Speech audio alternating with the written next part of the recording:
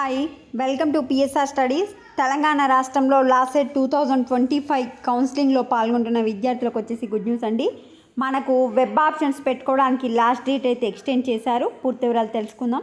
చాలామంది వీడియో చూస్తున్నారు, లైక్ చేయట్లేదు. వీడియో చూసిన వాళ్ళు తప్పకుండా వీడియో లైక్ చేసి ఈ ఛానల్ని సబ్స్క్రైబ్ చేసుకోండి.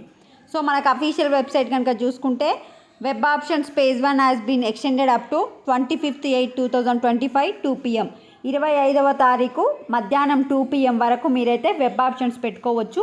ఎందుకు ఎక్స్టెండ్ చేశారు అంటే చాలామంది విద్యార్థుల యొక్క సర్టిఫికేట్ వెరిఫికేషన్ అనేది ఇంకా పెండింగ్లో ఉంది కనుక అప్లై చేసుకున్న ప్రతి ఒక్క విద్యార్థిని వెబ్ ఆప్షన్స్ పెట్టుకునేలాగా అవకాశం కల్పించడానికి మనకి ఒక వెబ్ ఆప్షన్స్ అయితే ఎక్స్టెండ్ చేయడం జరిగింది.